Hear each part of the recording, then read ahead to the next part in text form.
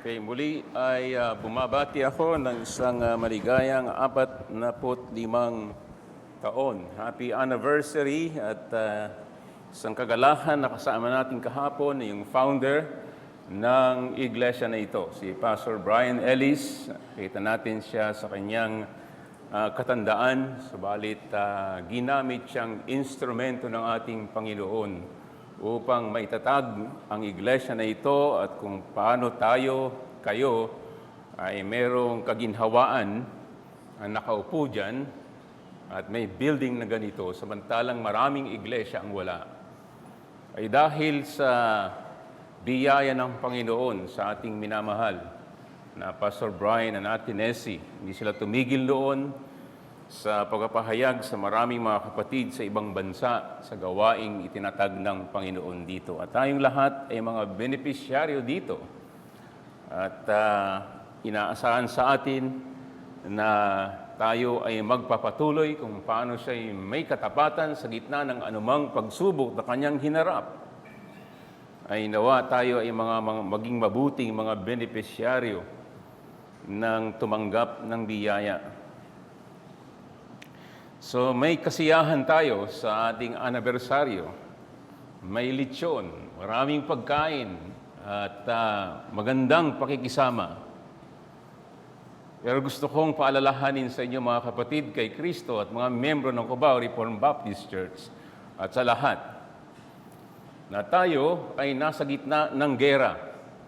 Nasa gitna tayo ng labanan. Ang buhay Kristiyano ay buhay ng pakikipaglaban. At huwag nating iyang kaligtaan sa lahat ng araw ng ating buhay. May kapayapaan man o wala, nasa gera tayo. At yan ang problema ng maraming Kristiyano. Baka yan ang problema mo. Akala mo ang buhay Kristiyano ay parang namamasyal sa luneta kahit walang pera. Ang buhay ng Kristiyano ay buhay ng labanan. Alala niyo ba doon sa October 7, sinabi nila sa Israel, yan ay forever na nilang tatandaan. Dahil nangyari ang pag-atake sa kanila sa gitna ng kanilang party, sa kanilang gitna ng kasiyahan, na kung saan ay bigla silang inatake ng mga Palestinian militant groups at 100 at 1,200 ang pinatay sa kanila. Sa gitna ng kasiyahan.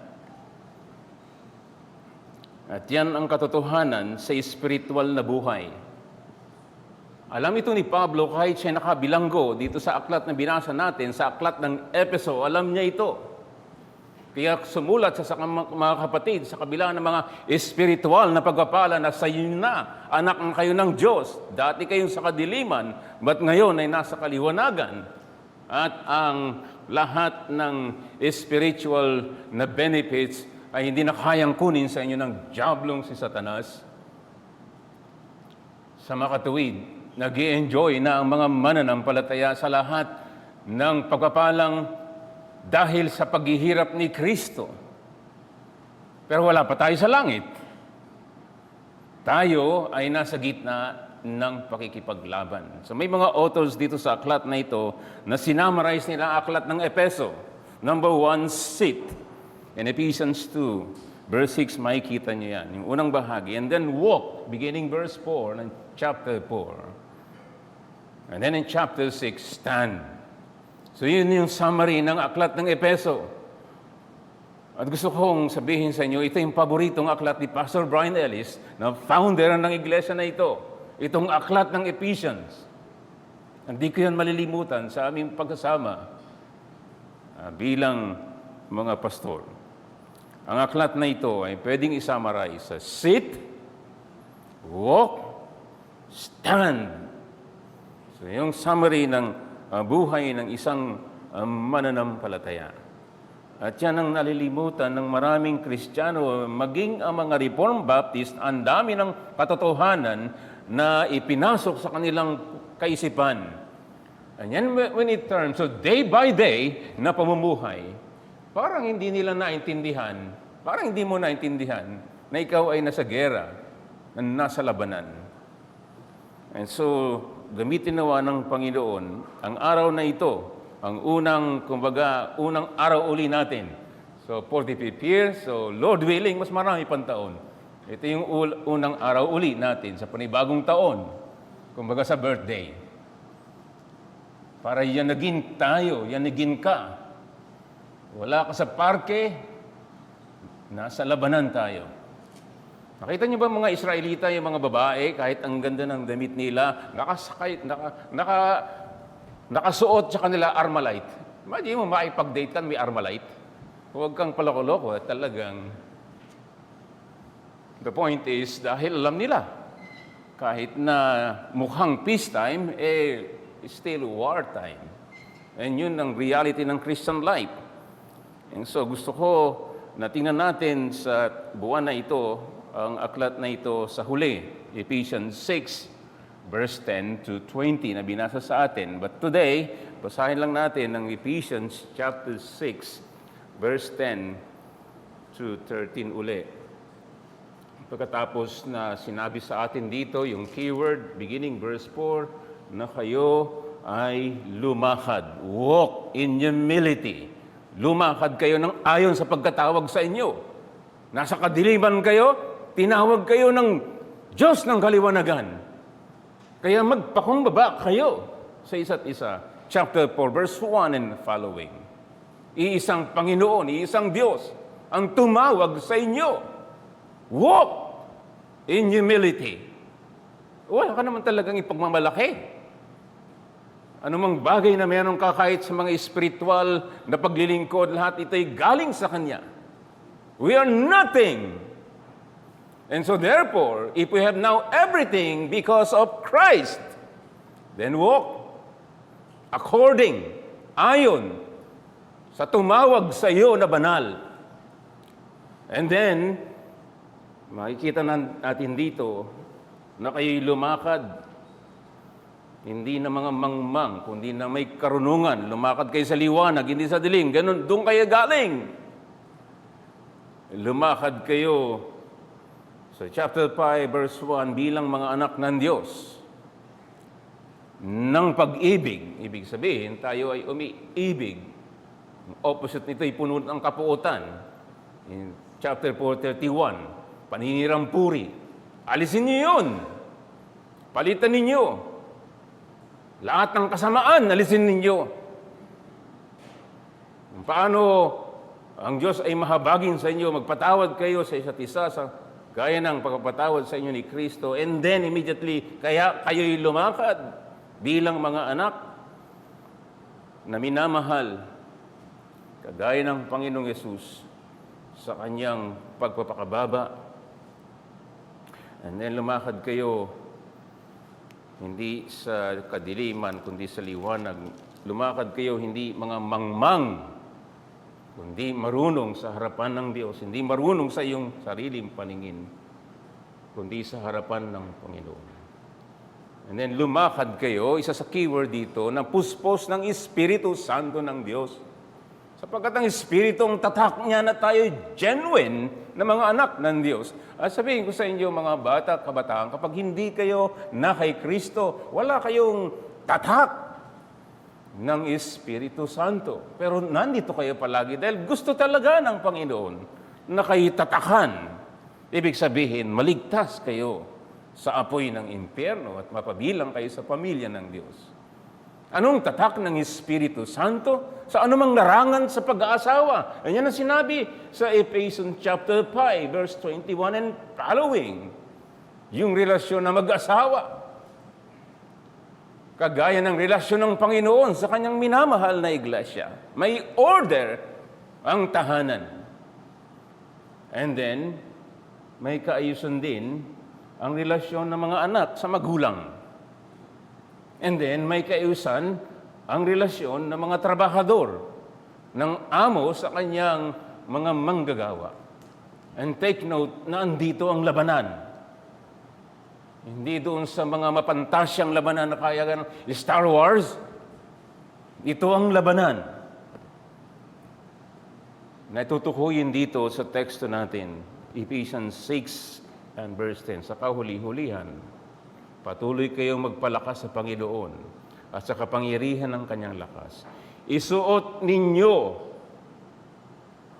ang buong kasuotang pandigma ng Diyos upang kayo makatagal laban sa mga pakana ng dyablo, sapagkat ang ating pakikipaglaban ay hindi laban sa laman at dugo, kundi laban sa mga pinuno, laban sa mga may kapangyarihan, laban sa mga kapangyarihang di nakikita na naghahari sa sanlibutan sa kadilimang ito, laban sa hugbong espiritual ng kasamaan sa kalangitan. Kaya't kunin ninyo ang buong balutin ng Diyos upang kayo'y makatagal sa araw ng masama. At kung magawa na ninyo ang lahat, tumayong matatag. So tanungin kita, kapatid, gusto mo bang maging matatag? Nakita mo ba yung klase ng kalaban dito? Hindi ito ordinaryong kalaban. No match ka dito, no match ako dito. Kahit punuin mo ng teolohiya ang iyong utak, hindi obra dito. Mas marami siyang alam. We are fighting against spiritual darkness of this world. Ang pinuno ay si Diablong sa Satanas. At siya'y nag-oopera. Nag-ooperate siya sa maraming pamamaraan niya. Lantad o hindi lantad. Yan po mga kapatid, ang labanang ito. Hindi ito laban sa tao, hindi sa labanang espiritual. So ang mensahe dito sa binasa natin, dahil pinapaalala dito ni Pablo sa kanyang minamahal na mga kapatid sa Efeso, na napakatindi ng background ng mga yan. Ang daming mga Diyos-Diyosa na kanilang sinasamba. May mga magic, occult, etc. Iba't ibang mga matitinding gawa ng demonyo, pero binago ni Kristo. So, siguro kaya ganito siya magsalita.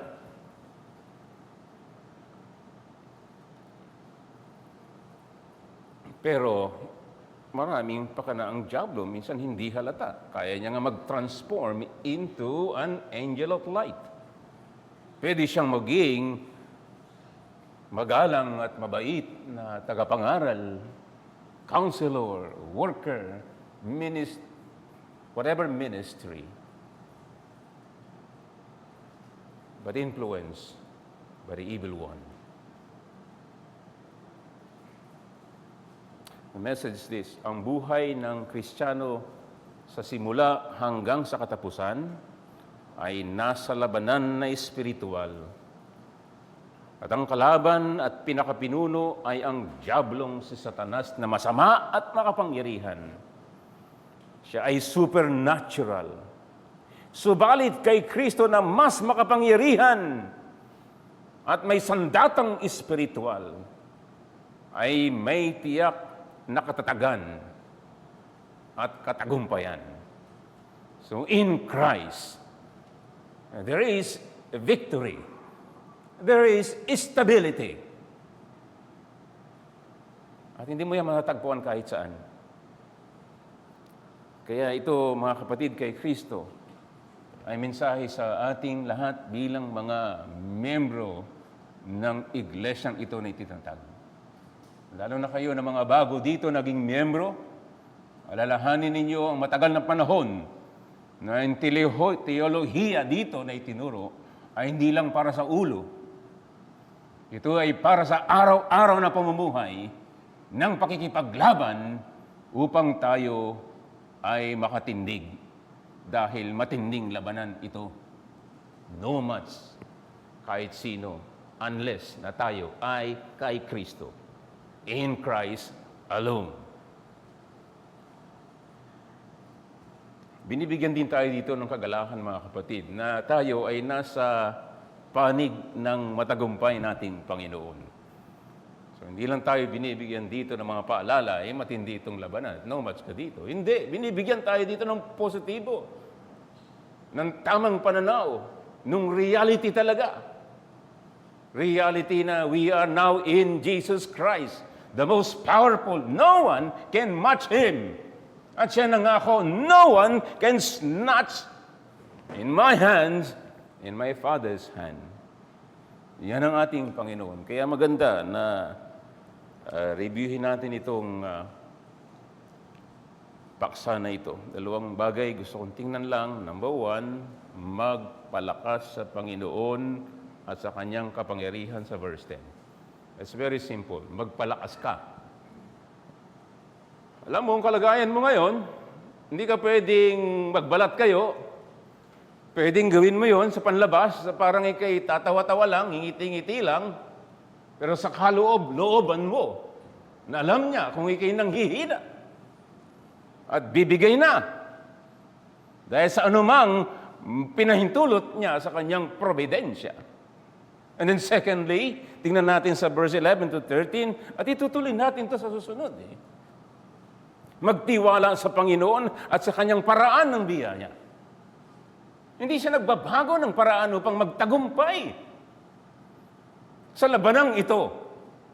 Inilagay tayo, kumbaga sa army, you and I are enlisted. Inilagay ka dito. Inilagay tayo dito sa labanang ito. Hindi ito optional. Meron na bang uling, anong tawag dito? ROTC ba yan? Whatever. Nung panahon kasi namin, talagang obligado kami dyan. Kahit na sa Korea, kung ikay artista at sikat, hindi, obligado mo yan. Kapag ikay naging born again, pag inilipat ka mula sa kadiliman, at ngayon ay nasa liwanag na kay Kristo, inilista ka sa labanang ito. Hindi mo pwedeng sabihin, no. Ang problema sa maraming Kristiyano, hindi niya naintindihan ito.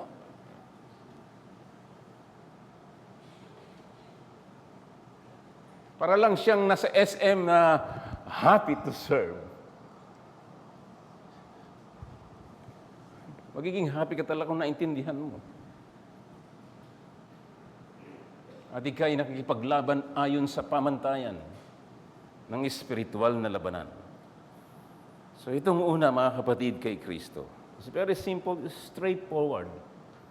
Sinabi ni Pablo, magpalakas kayo sa Panginoon. Kung gusto niyo na maging matatag, gusto ninyo na kayo makapanindigan, hindi lang sa panahon na parang okay, sa alright ang sitwasyon ng buhay mo. Especially sa mga matindi na oras, in the days of evil, ang sabi dito. May panahon na evil talaga. May panahon na concentrated ang dyablo na ikay pabagsakin. Iyan ang panahon na mas lalo ko natandaan na wala tayong laban dito. Kailangan tayong magpalakas sa Panginoon.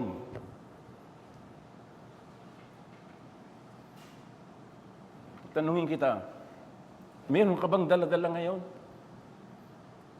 May mabigat ka ba na dala-dala ngayon? Ano man yun, walang bagay sa mundo na hindi pinahintulutan ng ating Diyos. Maring hindi kagaya kay Job, na 10 anak namatay, lahat ng ari-arian, property, investment, back to zero. And then, nagkalusugan niya, ngayon malakas ka, bigla ka ngayon, nagkaroon ng bukol sa buong bahagi ng iyong katawan. Pati yung mga friend mo, na inaasahan mo, wala sa lahat ng ganitong pagkakataon. And then, sinabihan ko po ng asawa mo, sumpain mo na lang Diyos, mamatay ka na. Pero kay Job, ang Diyos ang nagbigay. Ang Diyos ang soberanong kukuha. Purihin ang Diyos. Maring hindi ganyan ng mga kalagayan ng marami sa atin. Nevertheless, anong nangyayari sa iyo na ikaw ay pinanghihinaan ng loob? Anong nangyayari sa iyo na imbis na ikay mapalapit at magalak maglingkod sa iyong Diyos na nahabag at nagligtas at nangako ng lahat without any reservation ng spiritual blessings ay sa iyo na in Christ, intact. Bakit parang wala siyang ginawa? Ang mga kapatid kay Kristo, alam niya ang lahat ng ito. Kaya siya'y mabuti nating pastol Siya talaga yung ating good shepherd na nagmamalasakit sa atin upang tayo'y pagsabihan, utusan dito sa kanyang salita, magpalakas ka sa Panginoon. Mga kaibigan namin, salamat nandito kayo palagi, mga bata. Pero marami kang dala-dala. Maraming may pinaghuhugutan ka siguro. At kung sa iba-iba ka humuhugot, hindi ka lalakas din. At kung mananatili kang ganyan kung saan-saan ka humuhugot, mapapahama ka talaga. Nakita niyo yung sunog doon sa tundo? Mga kabataan pa, bata pa, mga katatapos lang sa edukasyon at handa nang sumabak dito at sa abroad. Sinunog ng buhay.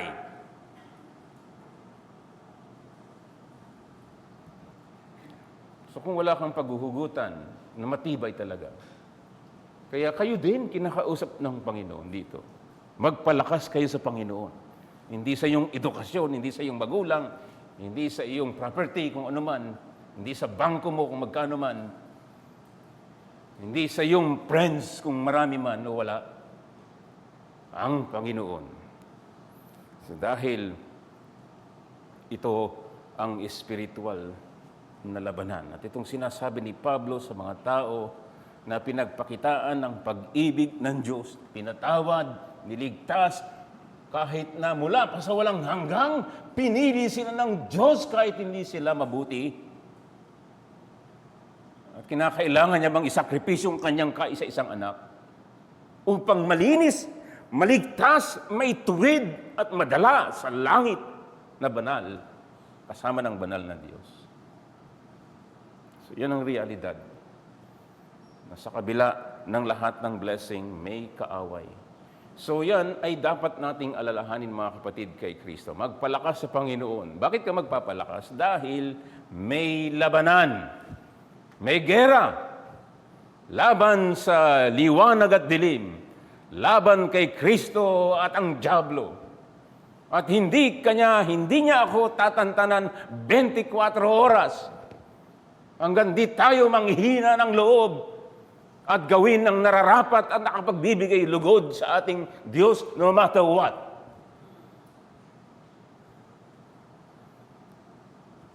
So meron pong katotohanan na huwag nating kalilimutan. Si Dr. Marty Lloyd Jones po ay kilalang dakilang pastor at mangaral po sa UK at sinabi niya, this is a steering call to battle. Don't you hear the bugle and the trumpet? We are being roused. We are being stimulated. We are being set up, our faith. We are being told to be men. The whole tone is martial. It is manly. It is strong. Di ba, nung unang panahon, di ba, yung tambol, ibig sabihin, talaga, yun ay pagtawag na gera talaga. Tayo, tindig, fight!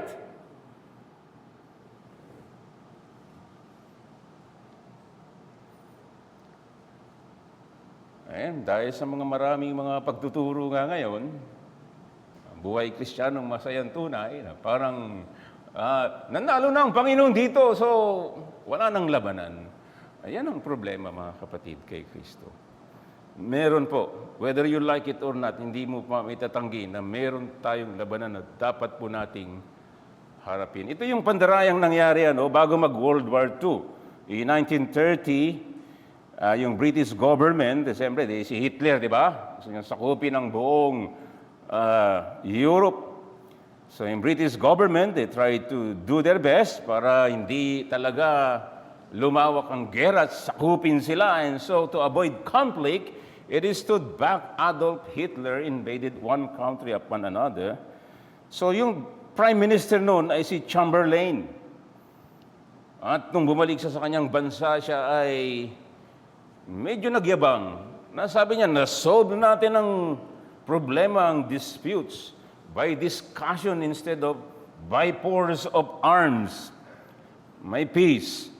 And he spoke flattering words about Hitler and Mussolini.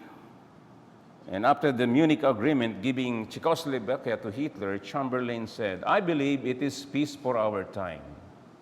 Yan sabi niya sa kababayan, it is peace time, go home and get a nice and quiet sleep. And so yung mga British people, they cheered wildly, yeah, may kapayapaan, go home and sleep.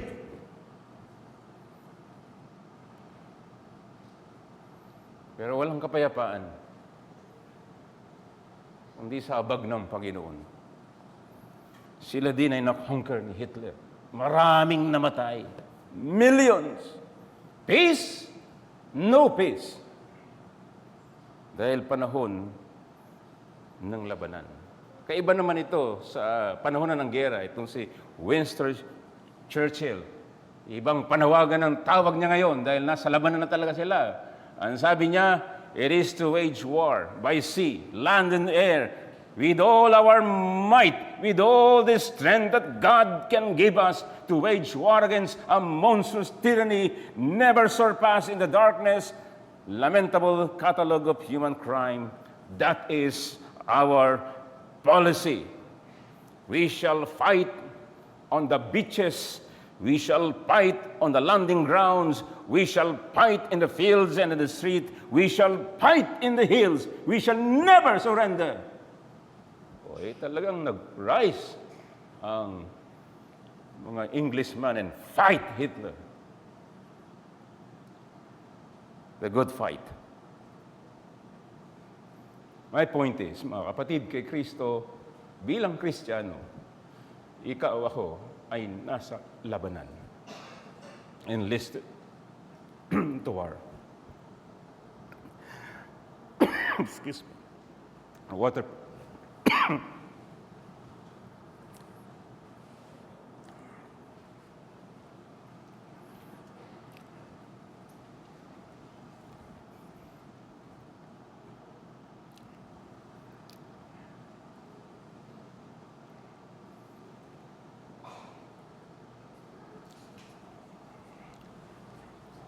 Thank you.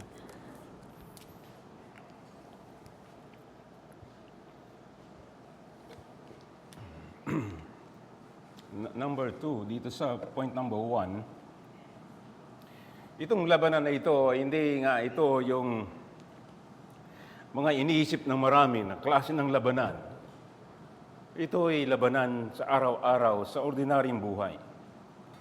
Kaya ngayong konteksto na binasa natin, mga kapatid, at maaaring totoo ito na nangyayari ngayon sa inyo, sa atin. Nakita natin dito yung immediate context ng labanan na ito na kailangan natin magpalakas sa Panginoon. Tingnan ninyo diyan sa buhay ng iglesia sa Efeso. Sinulatan niya dito ang iglesia sa Efeso. Paano kayo ipinagpala ng Diyos? At pareho din sa atin. Lahat ng spiritual na pagpapala. Pareho sa mga taga-Efeso na mga sumasamba sa Diyos-Diyosan at immoral na mga tao, pero binago talaga sila ng biyaya ng Panginoon. Kahit sila'y mga patay, pasawaya at anak ng kapuutan, binago sila ng biyaya ng Panginoon. At yan ang ginawa niya sa atin, mga kapatid, kay Kristo. Biyaya lang na tayo ay tayo by the grace of God. But now, kailangan lumakad tayo ng may kababaan. Lumakad tayo ng may karunungan. Lumakad tayo sa liwanag, lumakad tayo sa pag-ibig, lumakad tayo na puspos ng Espiritu Santo, lumakad tayo ng matatag sa Panginoon. Dahil ang labanan na ito, sinabi niya sa verse 21 ng chapter 5, kayong mga asawang lalaki, kayong leader, manguna kayo, magmahal kayo, kung paano si Kristo nagmamahal sa kanyang iglesia, kahit na sila'y mga pasaway, minahal ng Panginoon. Ibinigay ng walang reservation ng kanyang buhay. At kayong mga babae na asawa, magpasakop kayo sa asawang ibinigay sa inyo ng Panginoon. Kung paanong iglesia nagpapasakop kay Kristo. Ngayon, hindi gusto yan ng diablong si Satanas. Ayaw niya magkaroon ng harmony ang buhay na mag-asawa. Kahit mga mananampalataya na tayo, naglilingkod na mga kapatid, nakikita natin yung matinding labanan sa buhay na ito ng mag-asawang parehong Kristiyano. Yan ang sinasabi dito, na sa mga ordinaryong buhay natin, nandito ang labanan.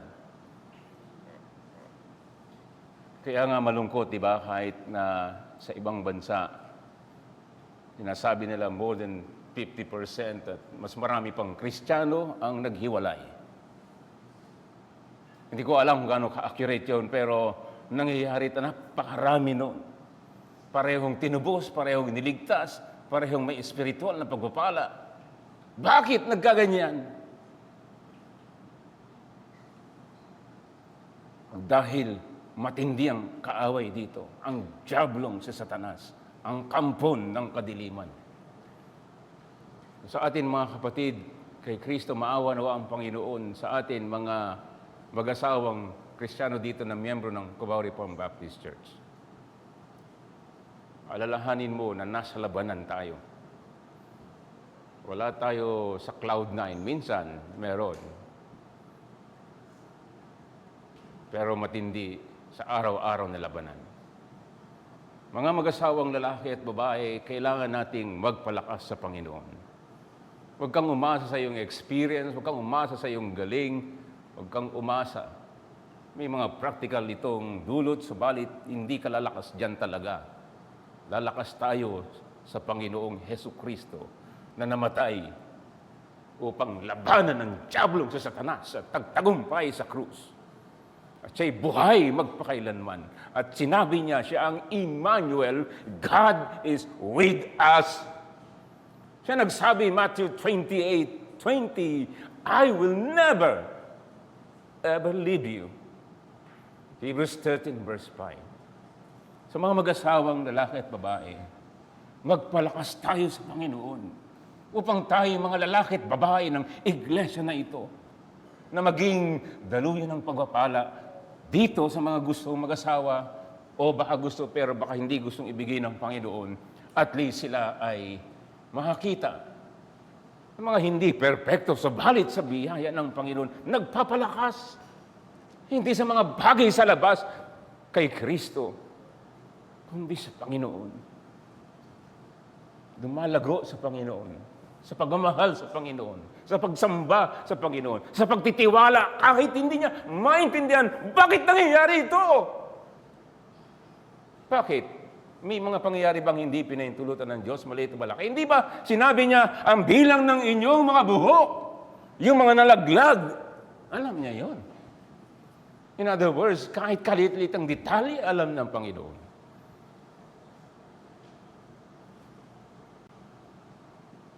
And then, sinabi niya dito, ang mga magulang sa mga anak.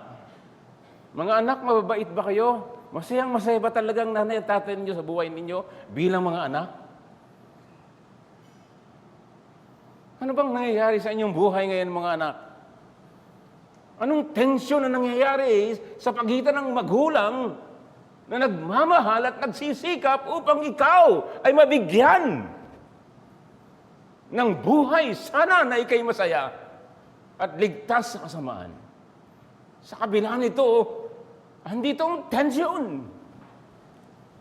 At maraming tagumpay si Satanas.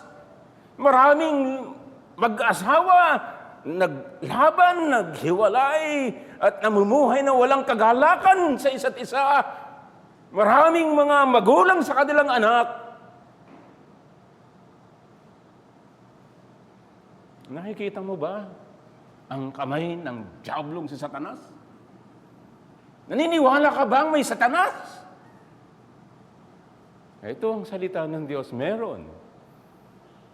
Hindi tayo nakikipaglaban sa tao lamang, kundi kay Satanas. Sa simula pa lang, Genesis 3:15. Lalo na ang mga may connection kay Kristo. And so kayo, mga dalaga at binata, no? Siyempre, desire din, iba sa inyo, gustong-gusto nyo talaga, magkaasawa at magkapamilya. Handa ka ba sa labanan? Ngayong single ka, ikaw ba'y nakikipaglaban na gawin ang kalooban ng Panginoon?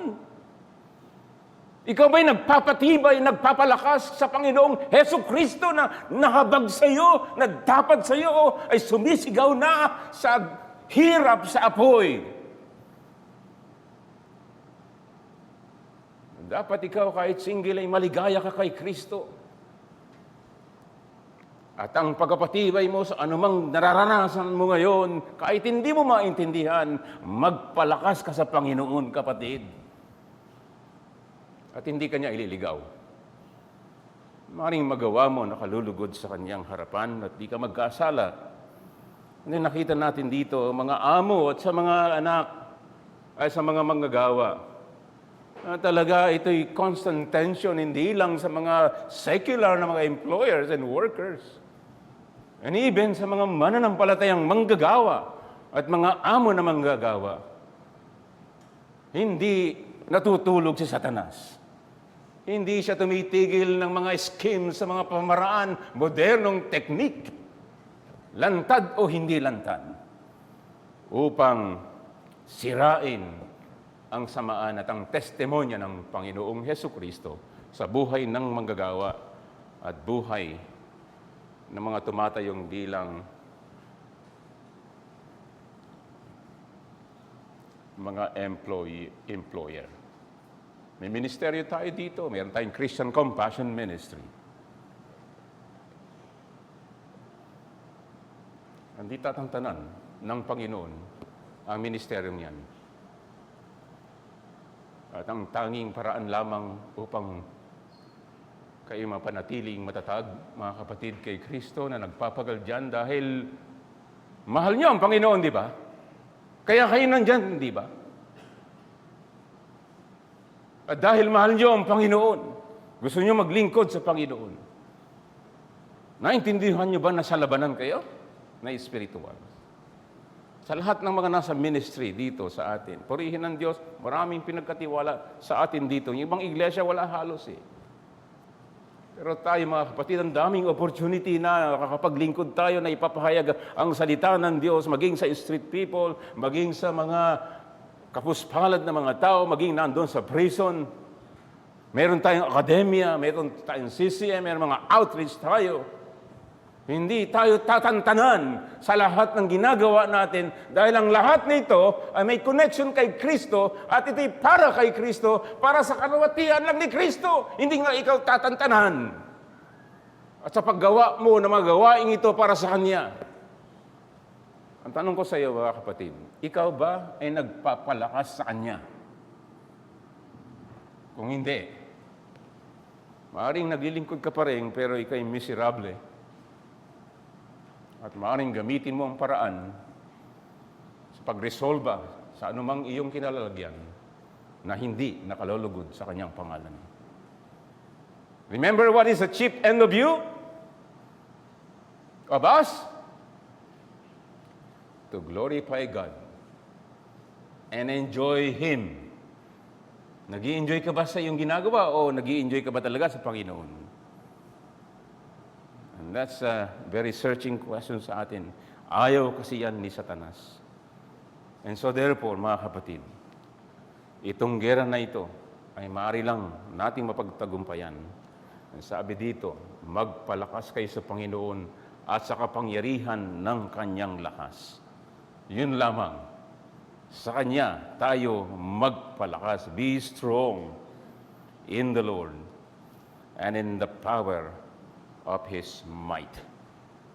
So hindi niya sinabi na kayo'y magpalakas sa inyong sarili, magpalakas kayo sa inyong ministeryo, magpalakas kayo sa inyong mga close friends, magpalakas kayo sa inyong mga karunungan, theology, experience, magpalakas kayo sa inyong magulang, magpalakas kayo sa you name it. Hindi, ang sabi po dito, kung gusto mo maging matatag at matagumpay, ikaw, ako, pastor, mga deacons, mga miyembro, mga manggagawa, magpalakas tayo sa Panginoon. Nang sa ganon, sa Kanyang biyaya, hindi lang 45 years. Kapag wala na kami, ipagpatuloy ninyo ang labanang ito. At inyong ipahayag din sa susunod na henerasyon na walang lakas sa iba upang makatayo, makatindig sa matinding kalaban na ito, spiritual na labanan, kundi sa ating Panginoong Hesukristo lamang. Mga tao ng Diyos sa lumang tipan, mga tao ng Diyos sa bagong tipan. Sila'y nagpalakas sa Panginoon. Naalala mo ba si David na kung saan nung siya'y nakipaglaban doon sa Pilistino, kasama ng Pilistino, pinauwi sila. Pag-uwi niya, nawala yung kanyang mga mahal sa buhay at mga ari-arian. At sinisi siya ng mga tao. Gusto pa siyang patayin sa kanyang paglilingkod ng tapat sa Panginoon, sa bayang Israel. Nung nagkaroon ng problema, sinisi siya at gusto siyang patayin. Anong sinabi sa unang Samuel 30 verse 6? Lubhang naguluhan si David. Bakit? Hindi naman siya bakal? Hindi naman siya Iron Man?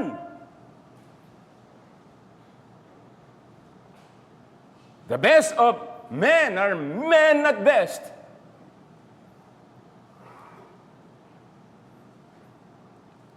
Ang sabi dito sa unang Samuel 30 verse 6, lubhang naguluhan si David.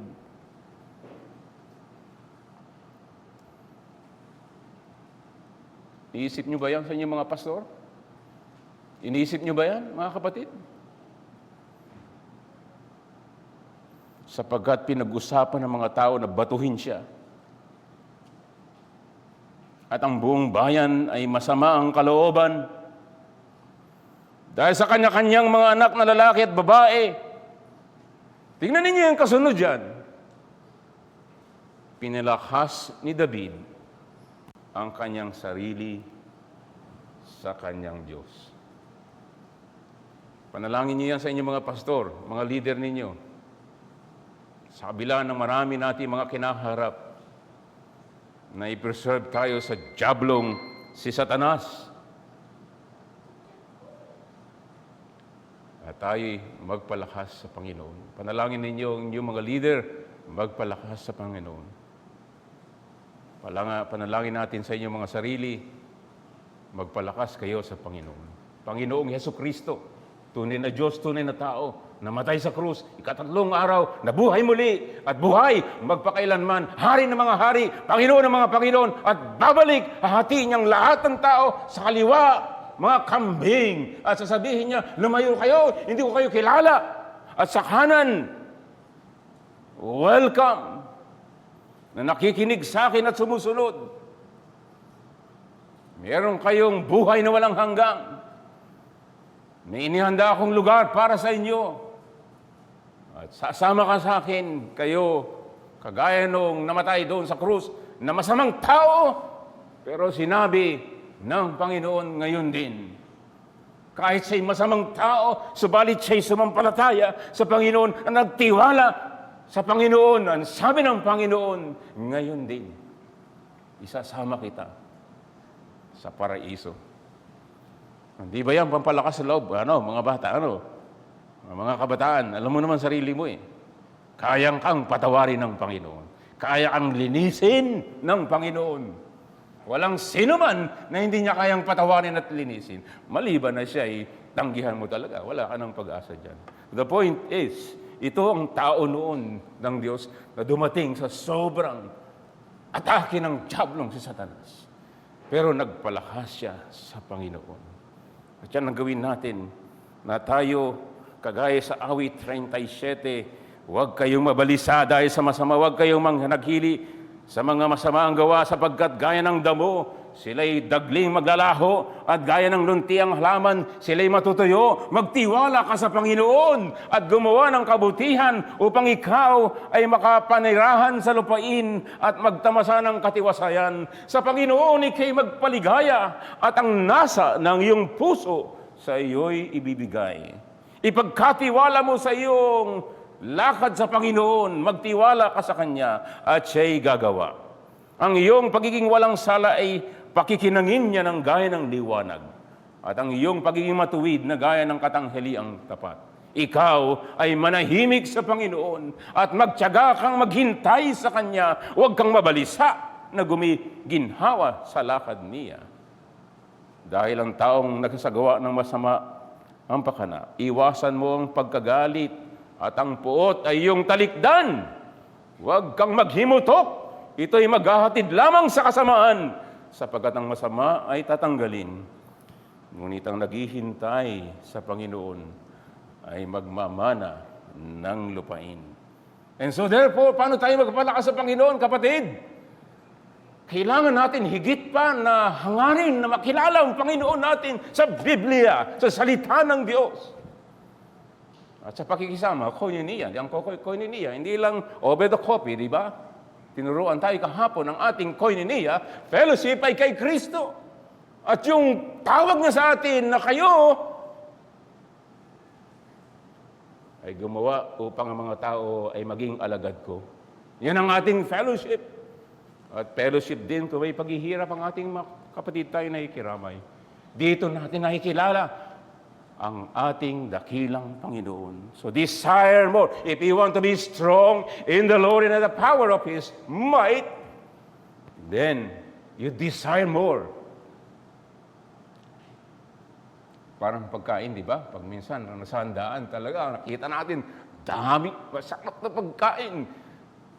Eh, busog ka na, gusto mo pang kumain dahil sa masarap. In the same way, higit pa doon, sa Panginoong Yesu Kristo natin, na napakaganda talaga at mababa ang loob at masunurin talaga. Siya talagang modelo ng tunay na tao. At siya ating Panginoon. So desire more, like awit 42:1 into kung paano ang usa ay nananabik sa batis na umaagos, gayon nananabik ang aking kaluluwa. O Diyos, ang aking kaluluwa ay nauuhaw sa Diyos, sa buhay na Diyos. Kailan ako makakarating at makakita sa mukha ng Diyos? Ito si David, sa gitna ng paghihirap ng kanyang puso, sa nangyayari sa kanya, at para siyang hinahanting na kriminal, baka siya'y itinakda at tinawag na hari ng bayang Israel. Pinahintulutan ng Panginoong Diyos. Pero dito na-test ang kanyang puso sa harap ng Panginoon. Talaga, mahal niya pala ang Panginoon higit sa lahat. And maybe, yan ang ginagawa sa iyo. It is a testing time. Do you really love the Lord Jesus Christ? Nagpapalakas ka ba sa Panginoon ngayon? Mahal mo ba talaga siya? Higit sa lahat, higit sa ginagawa mo para sa Panginoon. Nawa ang Panginoon ay tunay na kumilos sa atin. May matutunan din tayo dito kay Pablo, kahit siya nabilanggo. Wala siyang masamang ginawa. Talagang siya'y naglingkod ng tapat para sa Ebanghelyo. Siya'y nabugbog at siya'y nabilanggo. And yet, in spite of that, ang Pilipos ay puno ng kagalakan. Rejoice in the Lord. I say it again, rejoice. Philippians 4 verse 4. Huwag kayong masyadong magulumihanan, bagkos ilapit niyo sa panalangin nang may pagpapasalamat. Yan ang problema ng maraming Kristiyano sa dami ng pagpapala ng Diyos. Kapos sa pagpapasalamat sa Diyos. Ikaw ba ay mapagpasalamat kung anong meron ka ngayon ay dahil sa kanyang biyaya lamang? At siya hindi tumitigil para sa iyong kabubuti. And so, may our prayer, Lord, increase our faith. Lord, palakasin mo, patibayin mo po ang aming pananampalataya. Sapagkat ika'y nangako ang mga paghihirap dito, ang mga pagsubok dito, and trial and suffering, and itong mga pakana ng diablong si Satanas. There is time for war. But there is time for eternal peace.